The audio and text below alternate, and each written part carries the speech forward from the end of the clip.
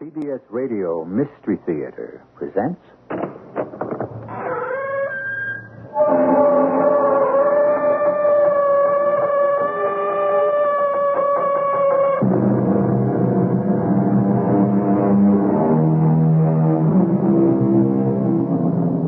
Come in. Welcome. I'm E.G. Marshall. A mystery is something of which we know that it is, but we do not know how it is, what it is, or how it came to be. This intrigued Charles Dickens and Charles Collins, his son-in-law, who were fascinated by a true story of a man accused of murder. And they set it down for us to tell you today. Whether it's a tale of the supernatural or the unnatural, I shall leave to you. That man. Who? The man who has just come into the witness box. You have some objection to our selecting him as one of your jurors? At all hazards, challenge him. But why? Don't ask. Challenge him, I say. My life may depend on it.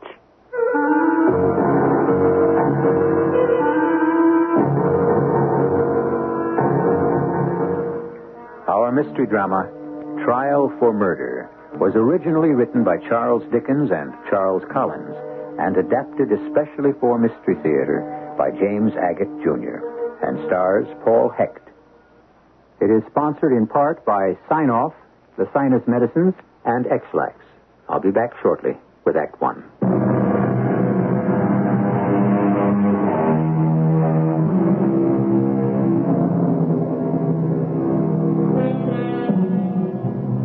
A note before we proceed. This is the only mystery story of its kind ever written by that extraordinary author Charles Dickens. Literary history has it he wrote it with his son-in-law, Charles Collins, for a Christmas magazine over 100 years ago. It is a tale that has never been explained and that has become a classic of mystery. Let the principal character, a writer called Charles, tell it.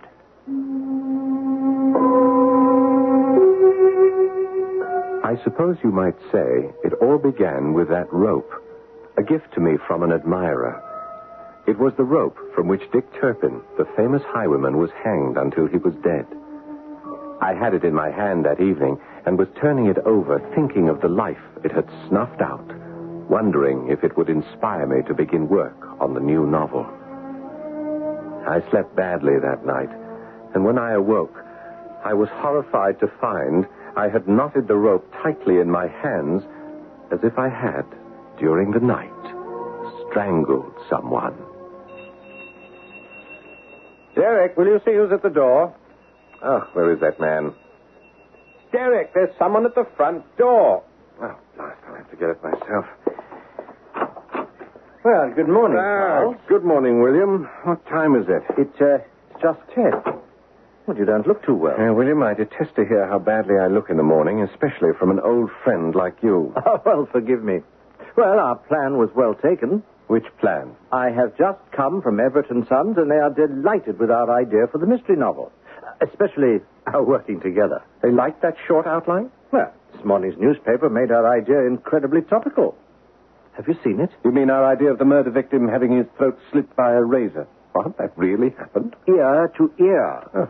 When I showed the headline to Arthur Everett, he was astounded that fact and fiction could come that close. Here, have a look, Charles. Read it. Yes. I will. Well, I am pleased that Everett wishes us to begin writing, but if you don't mind, not today. Oh, perfectly understandable. Suppose I stop by tomorrow at the same time. Oh, keep the newspaper. You'll be quite amazed at how close our inventiveness and the truth happen to be. I read the news story of the murder twice, 3 times. The deceased had been discovered in a bedroom, lying halfway between the end of the bed and the bathroom.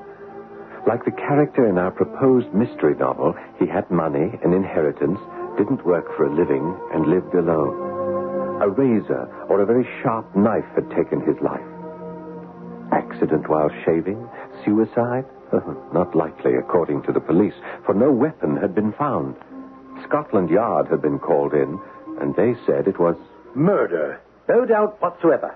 Inspector, I've been asked to lend whatever assistance you need. Oh, yes, they told me you'd be here. Harker, Metropolitan Police. I found the body. Harker, I'd like you to make inquiries as to the friends, acquaintances, etc. of the deceased. Does he have a place of work? What tradesmen does he deal with? Does he have a bank account and so forth? Well, it should be done, Inspector. And then report back to me at the yard. I'll lay odds, Harker. This is a simple, open and shut case of robbery. What makes you say that, sir? The experience of years. Either the victim or the murderer knew one another, or they did not. If they knew one another, there could be many motives. Jealousy, imagined wrong, actual wrong, revenge, that kind of thing. It's that area I'm asking you to explore. Right, sir. On the other hand, had they known one another, why would the apartment of the victim be in such disarray? Is it likely that after slitting the throat of the deceased, that the murderer would take the time to ransack the place, knowing that at any moment he might be discovered? Oh, yes. You have a point there, sir. Oh, no. Much more likely is it that the perpetrator was intent upon robbery. His victim entered unexpectedly. The murderer took a razor, killed, and left. And the suicide theory? The kind of nonsense the press would print. What month is this, Harker? November, sir. Exactly. The victim was wearing an overcoat. I'd say he just returned from outside. One does not shave in an overcoat. Yes. One does not entertain friends in an overcoat. So be good enough to get me whatever information you can, Harker, so that we can narrow down one aspect of the case. For my part, there are several clues worth following, and I shall be on the trail of that scent.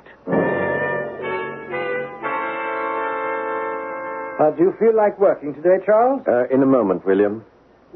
Will you come away from that window? William, there's something out there. Come here. Quickly, come to the window. Well, what is it out there? Do you see those two men on the opposite side of Piccadilly going from west to east? Where? What two men? William, there. One man just passing a lamppost, and about 15 feet behind him, another man, following him, see? Look, the man in front is looking back over his shoulder. He knows he's being followed. But there's such a crowd. No, I don't see your two men, Charles. William, the man behind, the second man, has raised his right hand menacingly. Look. Oh, yes, I see him now. The one with the... He's got a very white face, hasn't he? Oh, thank heaven you see him. I thought I was having delusions. Now, do you see the man he's following? I'll tell you what strikes me peculiar, Charles. Nobody in Piccadilly is paying the slightest attention to those two. It's as if nobody sees them. The man in front crosses in front of the people around them. He started to run now. Yes, and the other one right after it. There they go, around the corner. Something so mysterious about those men. Oh, yes, mysterious. That's the word. Oh, I'll never forget their faces. I can tell you that. Yes, especially the second man. You know the phrase that comes to my mind? You know what the phrase is? The walking death. Yes. His face was more transparent than white. Like a face of impure wax. Oh, what a strange feeling has come over me. Like a chill. Yes, I think a breath of air is what we need now. Oh, yes, I'll second that. Those two men down there have knocked the stuffing out of me. I can't imagine why. What did you call the second man? The one who was chasing the first? You mean the way he looked? Yeah, I remember. The walking death.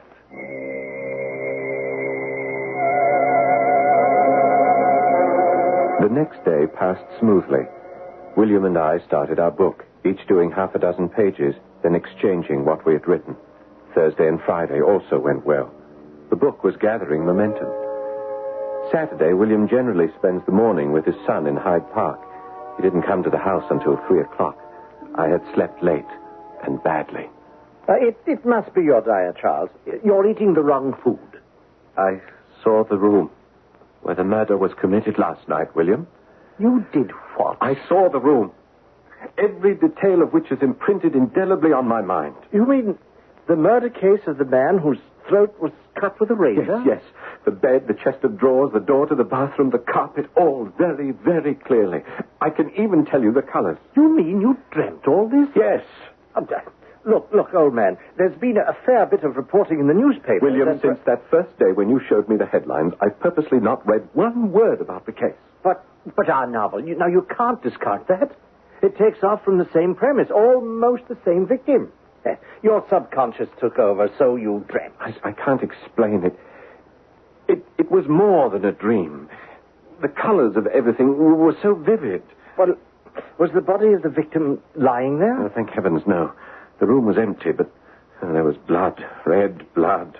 And you're sure it was that bedroom? As if I'd been actually transported to the spot. Well, you are in a state.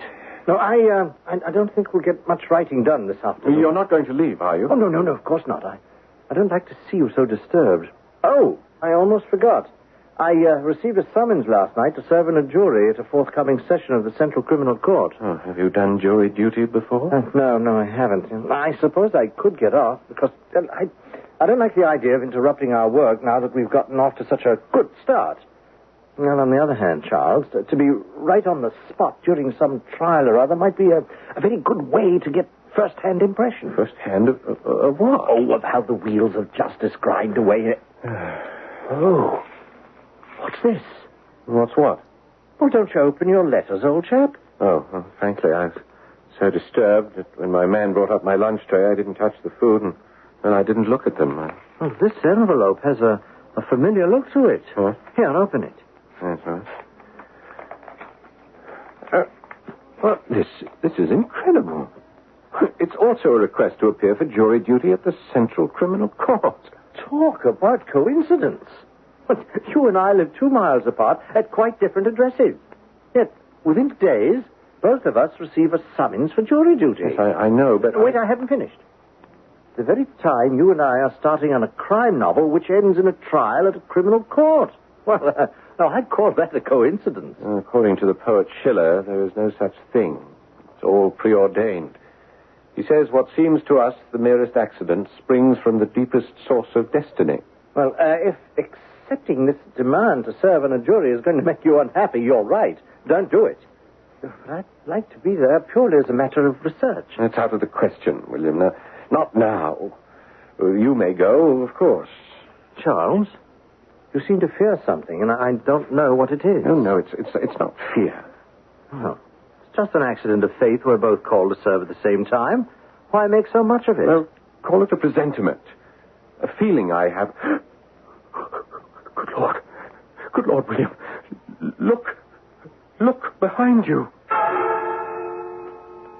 We were in my study. The door to my bedroom opened, and a man looked in. Very earnestly and mysteriously, he beckoned to me. I recognized the man immediately. He was the second man of the 2 we had seen from my window, walking along Piccadilly. The man with the upraised arm. The man with the face of wax. What is it, Charles? Oh, your bedroom door is closing. That's all I see. It's probably a draft catching it. Stay here, William. I'm going in there. We'll see. Well? I thought, William, I thought I saw him. No. It's true. I did see him. Steady now. Don't you believe me? Charles, Oh, no. Oh, I know exactly what you saw. It was that dead man. The murdered man. Why did he come here? Why?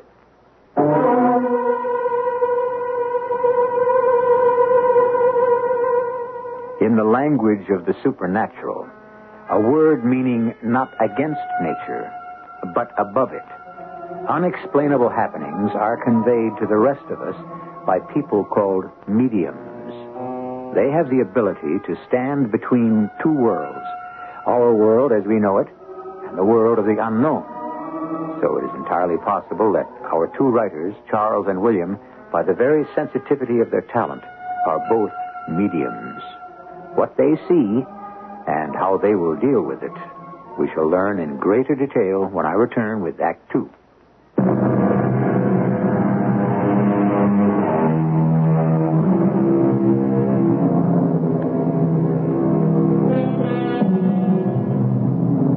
A word about Charles Dickens before we continue. It's a mistake to think of him only as the benign reporter of the social evils of his England. Not only ghosts of Christmas Eve came from his pen, but time and again, he'll bring us a haunted man. A man of guilty conscience. A man battling evil. A man under a curse. Now, our tale moves forward, and so do the investigators at Scotland Yard. We have our man. And as I told you, Harker, robbery was the motive. One doesn't approach ransacked rooms, drawers open, contents thrown about, and expect it to be anything else. What is the main evidence, Inspector? What do you suppose?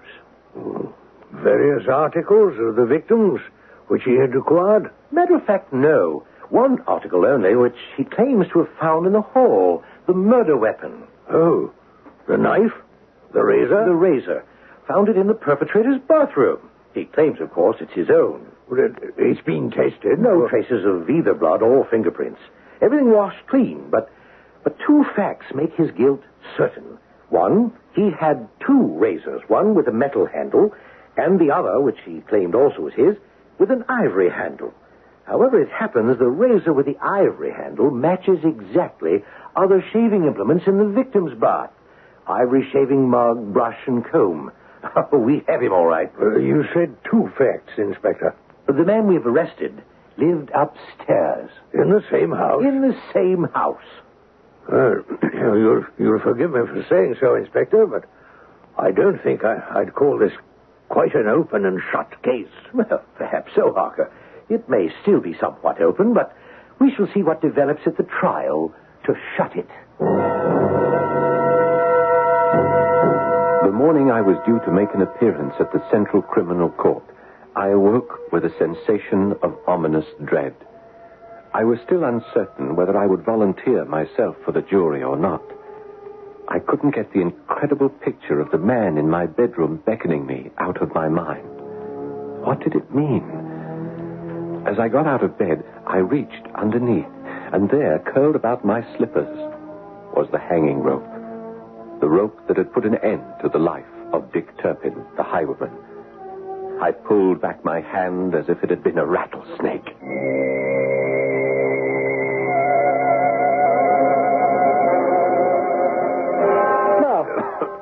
Hello, Charles. So you decided to meet me here outside of Old Bailey after all? Oh, this fog is miserable, isn't it? Yes, it really is. Now, won't you tell me what prompted you to accept the invitation to sit on the jury? The reason? The reason, I'll tell you why I'm here. We're writing a crime novel about a murder which has recently happened in real life. So a few days in court can only help. Good. What I've been saying all along. Thank goodness. There goes the signal for us to enter. This London fog is too horrible. Gentlemen, you are here for jury selection? Yes, we are. Right, follow me. Glad to, yes. Pretty bad out there this morning, isn't it? Yes, can hardly see your hand in front of your face. It's better. At least the fog cannot follow us into the lower courts. Well, what do we do now? Will you gentlemen kindly be seated upon the bench against the wall? When your name is called, you'll step forward and be assigned to one of today's trials. We don't seem to be the only ones called for these sessions. I wonder what cases are being heard. I brought along a notebook to jot down my impressions firsthand. And I must say, one would have hoped that English jurisprudence could be carried out in a cleaner, healthier atmosphere. Silence, please. I will ask all prospective jurors to refrain from talking. You, sir, the gentleman with the notebook, no writing, no reading, I beg you. Your complete silent attention while awaiting the pleasure of the court.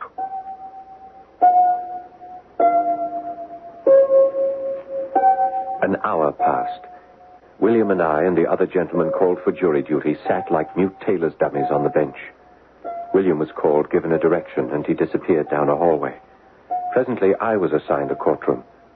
And when I entered, imagine my great surprise to find myself called to the very case that had haunted my dreams and my waking hours. The man murdered with a razor. Charles, you here too? Yes, I pray I shan't be selected for this jury. But why not? For our book, this very case would be invaluable. I have a terrible premonition about it, that's all. Look, they've put a man to the bar. Yes, I know, the murderer. Well, how do you know? I recognize him. Well, don't you? Good Lord, I do. It's the first man we saw going down Piccadilly, followed by the other with the waxen face. Is this man the murderer? The accused will please stand before the bar, and as each juror is called, his attorney will signal yea or nay, approval or disapproval of that juror, until the selection of the 12 jurors has been accomplished. Bailiff, you may begin to call the names. William was called and accepted. When my name was given, I stepped into the box. The prisoner, who had been looking at each prospective juror with no sign of concern, suddenly became violently agitated and signaled his attorney. That man. Who? That man, Charles, somebody who's just come into the witness box. You have some objection to our selecting him? At all hazards, challenge him. But why? Don't ask. Do you know him? Challenge him, I say. My life may depend on it. Nonsense. I've investigated his background. He's exactly the kind of man who will listen with understanding to our defense. No, I say no. If you wish me to conduct your defense, you must be guided by my opinion. This man is a writer, broad-minded, imaginative, and, in my opinion, the most sympathetic juror from your point of view.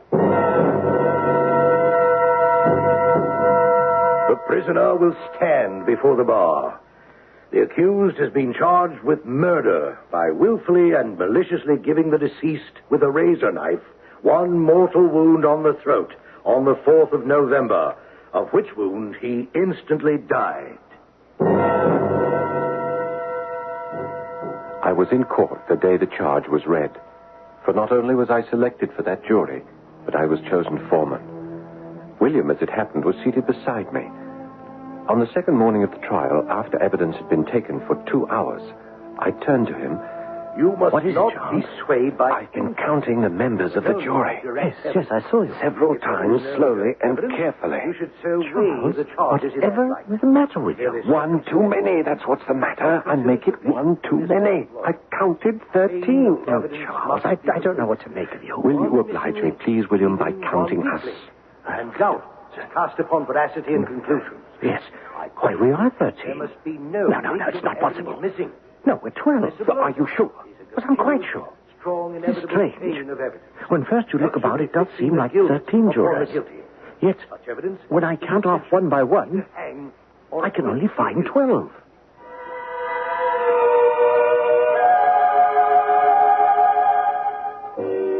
As in all murder trials, the jury was sequestered.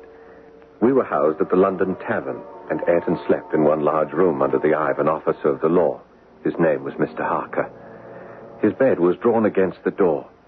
And on the second night, after the lights had been put out, seeing he was still awake and sitting on the edge of his bed, I went to him. Not sleepy, sir? Well, it's my first experience at a murder trial, Mr. Harker. I am a bit unnerved. I've worked on many a murder and attended many a trial. And I can tell you this, sir. You never get used to it. Yes. Well, one of our jurors happens to be a friend of mine, a fellow writer, so I don't feel quite so alone and strange. Really? Well, that is a coincidence, Yes, isn't it? he's taking this more in his stride than I am. To him, this trial is merely basic research. Well, if you don't mind my saying so, if we keep talking, we may disturb the other gentlemen of the jury who wish to sleep. Lord in heaven. What is it, Mr. Harker? You're shaking. Over there, by the window. Who is that? Oh, yes. Why do you say yes?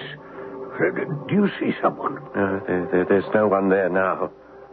Oh, I thought for a moment we had a 13th juryman without a bed. But I see now it's the moonlight.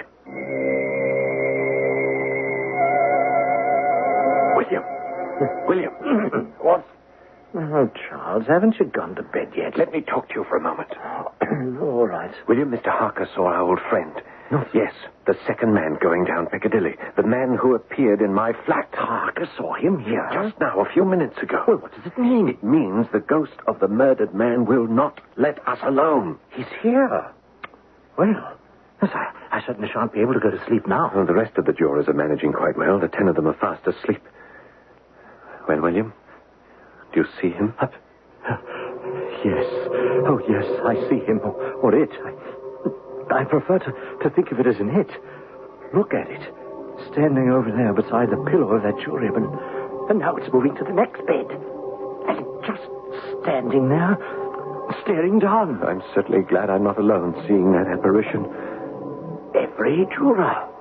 It's stopping by the bed of every single juror. Yes, but not Harker's. Or mine or yours. Look. It's gone. It's disappeared. Did you see where it went? Well, as though up some invisible stairs, right out of that high window where the moonlight's coming in. If it is the spirit of the murdered man, Charles, what in heaven's name is it trying to tell us?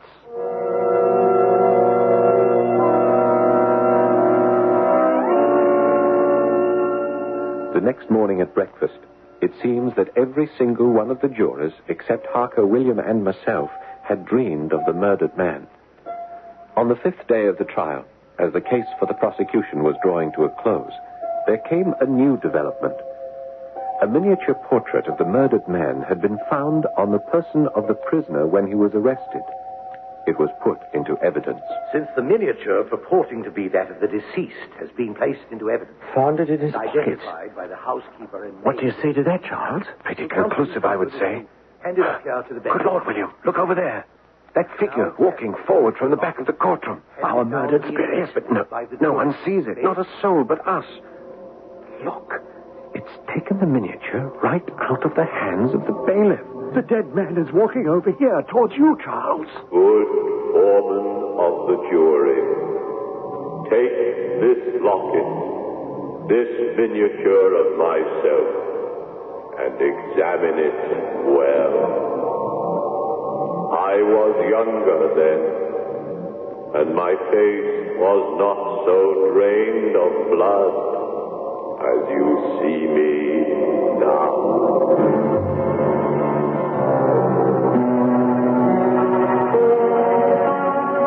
Unquestionably, only a Charles Dickens could have conjured up such a diabolic end to Act Two. A slain spirit possessing the minds of our two jurors. The accusing presence of the murdered man haunting the foreman of the jury. For what reason?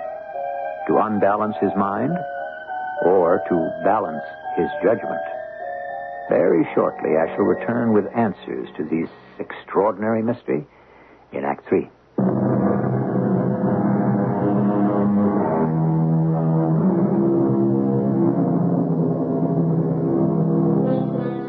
Two well-known authors commissioned to write a murder mystery have an actual vision of the murderer and his victim.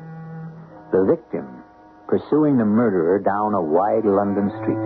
Almost before the writers have begun their work, they are called as jurors to a case strikingly similar to their planned book. The spirit of the victim will not leave them alone. Appears every day in court and every night when they go to bed.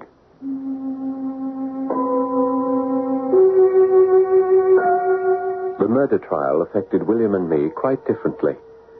Surreptitiously, he spent a good part of every evening making notes about what we had seen and heard, completely objectively, as though he were only an observer, not a participant. I couldn't take this murder case so casually. When I did not see the apparition at night, my dreams would be filled with knives, razors, and often as not that rope that had been given me, that hanging rope. Then came the 7th day of the trial, and before us stood the attorney for the defense. Much has been made by the prosecution of an ivory-handled razor in the possession of the defendant, and yet not one shred of evidence has been offered to prove it was that instrument that inflicted the fatal wound. Our contention is that the wound was self-inflicted. The deceased, not yet dead, had a change of heart, crawled to the open window, tried to call for help, gave signal by tossing the blade out the window, and then, suffering much loss of blood, expired. Expired, we say, by his own hand. Anyone could have picked up the blade in the street, and no one has yet come forth with it. I pass this photograph of the deceased among the jurors for their study, asking you to notice the angle of the wound, straight across. It's the same man. I can hardly look at this photograph. And it's here. The apparition has just walked over to where the defense attorney is standing. Yes, I see it. William, can you turn your head without too many noticing? Can you see? Do any of the other jurors see it standing there? None that I can tell. All right, here, William, pass this photograph along. Oh, I really don't feel well at all. What's the ghost of the deceased doing now? It is standing right at the defense attorney's elbow. Now it's moving its right hand across the windpipe. Now it's moving its left hand in a kind of sawing motion. What do you suppose it means? Oh, I think it is demonstrating how virtually impossible it is to have killed oneself that way, producing a straight cut across the throat. The pity of it is that you and I are the only ones who can see this demonstration. No, not at all. I have no doubt that the victim is transmitting at this moment actual thoughts or ideas to the jurors as they study the photograph. What we can see, I'm sure they can sense.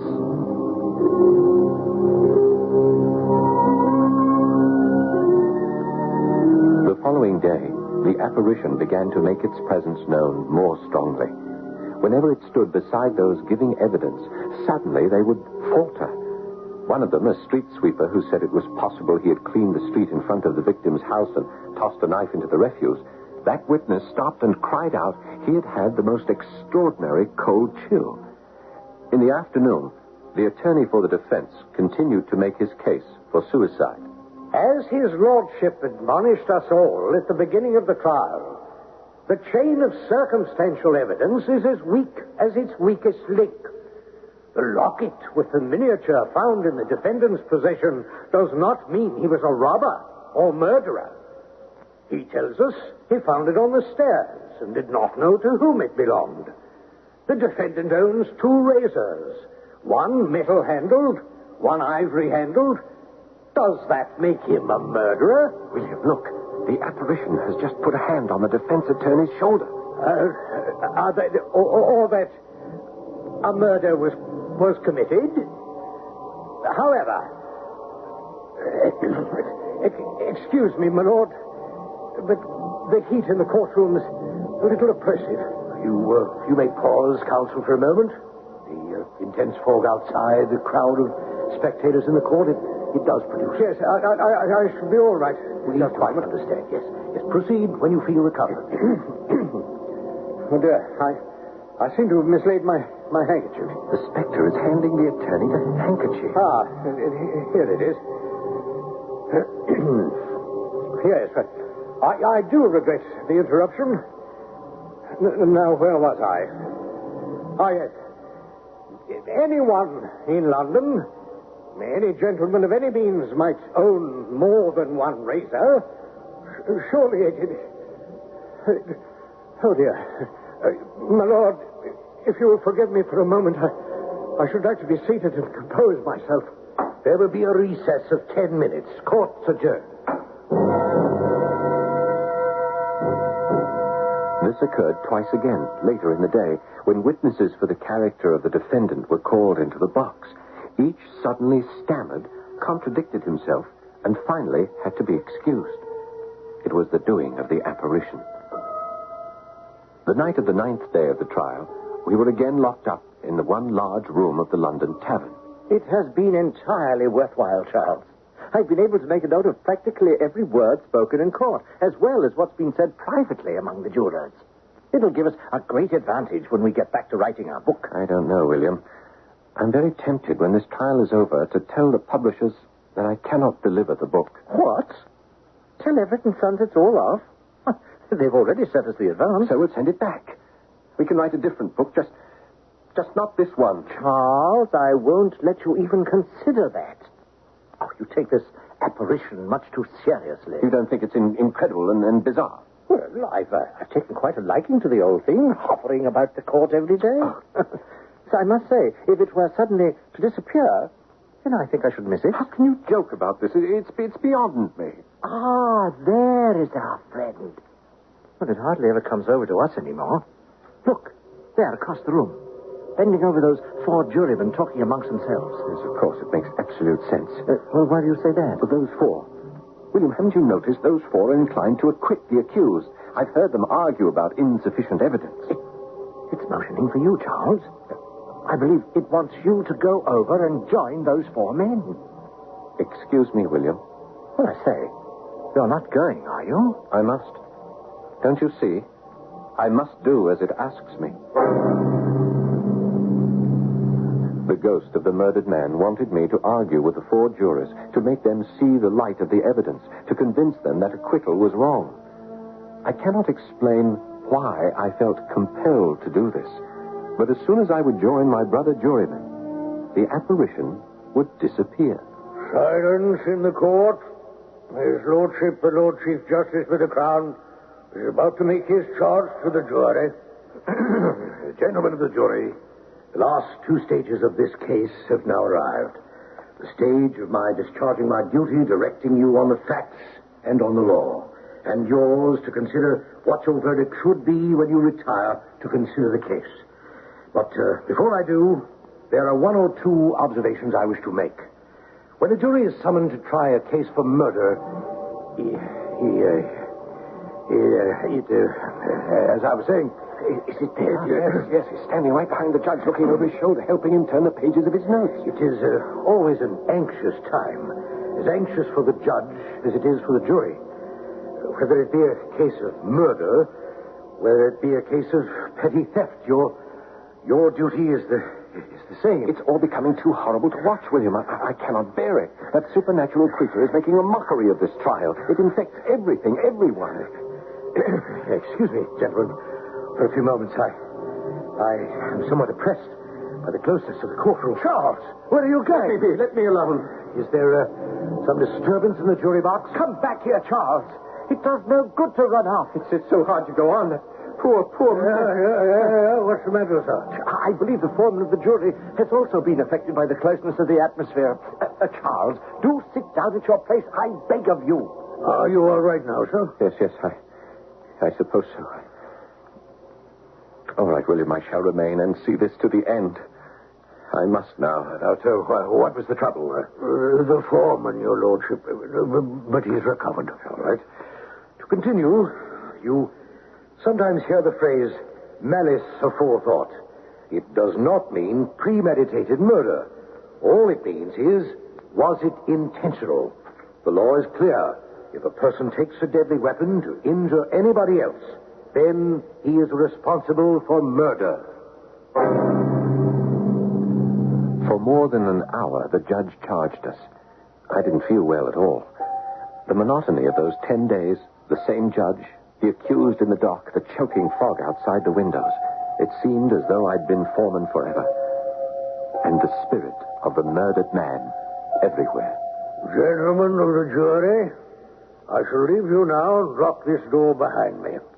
Should you have any questions which prevent you from reaching a verdict, will the foreman please come to the door and I shall open it? Yes, Mr. Hucker, there may be some points we need clarified. I hope not many. But take all the time you need. Thank you. Gentlemen, I shall pass among you slips of paper. I wish each of you to write your personal verdict upon it, and then we shall count the result and decide how to proceed from there. I ask that the court will please come to order. Gentlemen, have you agreed upon your verdict? We have, my lord. And do you find the prisoner guilty or not guilty of willful murder? Lord, we find the prisoner guilty of willful murder. Is that the verdict of you all? It is, my lord. Prisoner at the bar, you stand convicted of the crime of willful murder. Have you anything to say why the court should not give you judgment of death according to the law? Your lordship, Do you wish to say anything? well, I knew I was a doomed man when the foreman of the jury came into the box. The foreman? How so? My lord, I knew he would never let me off.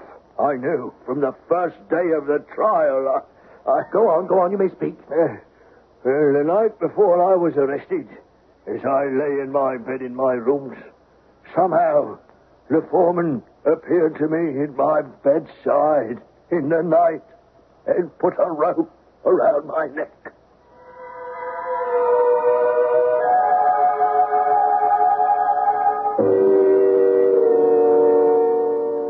I could make nothing more of what the prisoner said then than I can now. I do know at the moment we entered the courtroom, the nightmare presence of the murdered man stood beside the accused. As soon as I gave the verdict of guilty, it disappeared, and I have never seen it since.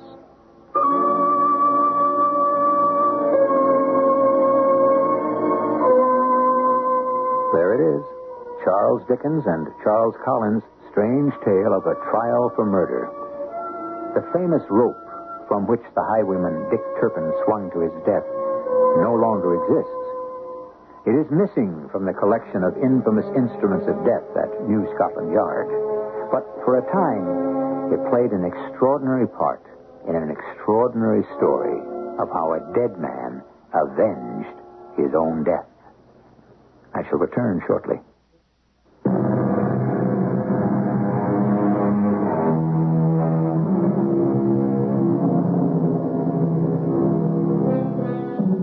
One writer in the English language has left us a more complete record of 19th century life than Charles Dickens. But his genius lies in an ability to weave fantasy and fact, reality and artifice into a combination that rings true, that is completely believable. Pick up any one of his countless stories or his 15 novels, and you will be transported into a world that lives and breathes as does your world.